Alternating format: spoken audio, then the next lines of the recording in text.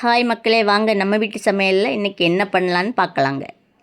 ஏம்மா அப்படி என்னம்மா பண்ண போத? நம்ம வீட்டு சமையல என்ன பண்ணலான்னு பார்க்கலாங்க. அப்படி இன்னைக்கு என்னம்மா ஸ்பெஷல்? இன்றைக்கி மீன் போச்சு. சாலை மீன் தான் வருதுன்னு வாங்க போனோன்னா அங்கெல்லாம் ஊளி மீன் இருக்குது. சரி, உனக்கு ஊளி மீன் ரொம்ப பிடிக்கும்ல, அதனால் ஊளி மீன் வாங்கிடுவோம்னு வாங்கினேன். அப்போ என்னம்மா பண்ண போதா? அதை குழம்பு வச்சு பொதிக்க போதியாம்மா? இல்லைனா வேறு என்னம்மா பண்ண போதா? எனக்கு பொதிச்சா ரொம்ப பிடிக்கும். அப்போ கொஞ்சம் மீன் வேணால் பொதிச்சுதாம்மா. கொஞ்சம் கொஞ்சம் குழம்புக்குள்ளே போட்டு மீனை வேணால் பொதிச்சுதாம்மா. மீனை பார்க்கவே நல்லா இருக்க. பொரிக்கிற அளவுக்கு மீன் வாங்கலை, கொஞ்சம் தான் வாங்கியிருக்கேன். அதனால் இன்றைக்கி உனக்கு குழம்பு மட்டும் வச்சு தரேன். சரிம்மா. ஏன்னா பொதிக்கிற மாதிரி ஸ்மெல்லாம் அடிக்குமா?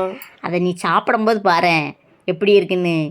இப்போ சாப்பாடு உனக்கு வைக்கணுமா வேண்டாமா? சரிம்மா வையுமா. என்னெல்லாமா சாப்பாடில் என்னெல்லாமா இருக்குது? என்னெல்லாம் பண்ணியிருக்க இன்னைக்கு? குழம்பு மட்டும்தான் இல்லை பொரிச்சிருக்கேன், வேறு இல்லாமல் பண்ணியிருக்கேன். இப்போ நான் சாப்பாடு உனக்கு வச்சு கொண்டு ஆரம்பத்துக்கோ, நான் என்ன பண்ணியிருக்கேன், நீ எப்படி சாப்பிட போகிறேன்னு அதுக்கு பிறகு சொல்லேன் பார்ப்போம். சாப்பிட்டுட்டு சொல்லுண்ணே, நான் எப்படி பண்ணியிருக்கேன்னு சாப்பிட்டுட்டு சொல்லு. சரிம்மா. பண்ணியிருக்க எல்லாம் நல்லா இருக்குமாம்மா? இந்த கேள்வி தான் கேட்ப பார்த்துக்கோ எப்போ பார்த்தாலுமே. நல்லா இருக்குமா, பிடிக்குமா, பிடிக்காதா, நான் ஆராய்ச்சி பண்ணிக்கிட்டே இருப்பேன். அதனால தான் எதுவுமே செய்யணுன்னு பிடிக்கவே மாட்டேங்குது. ஆமாம்மா, ஒரே கடையில் சாப்பிட்டு வீட்டில் சாப்பிடவே பிடிக்கவே இல்லைம்மா. வீட்டு சாப்பாடே பிடிக்க மாட்டேங்குமா. கடையில் சாப்பிட்டா வீட்டு சாப்பாடு பிடிக்கவே செய்யாது. வீட்டு சாப்பிட்டவங்களுக்கு மட்டும்தான் வீட்டு சாப்பாடு பிடிக்கும். நீங்கள் கடையில் போய் டீ குடிக்கிறது, கடையில் போய் சாப்பிட்றது அப்படியே தான் செஞ்சுக்கிட்டு இருக்கீங்க. அப்புறம் வீட்டு சாப்பாடு எப்படி சாப்பிடுவீங்க? நான் என்ன செஞ்சாலும் நல்லா இல்லை, ருசியாக இல்லை, உரப்பு இல்லை, உப்பு இல்லை, இன்னும் ஆவலா சொல்கிறது மட்டும்தான் உன்னோட வேலையே. உண்மையை தானம்மா சொல்ல முடியும். எது பிடிச்சதுக்கோ அதானே சொல்ல முடியும். சும்மா பொய் சொல்ல முடியாதுல்லம்மா. நம்ம தங்கச்சியில் ஏதாட்டு ஆவலா சொல்கிறாளாடா சாப்பிடும்போது? எதுவுமே சொல்ல மாட்டா.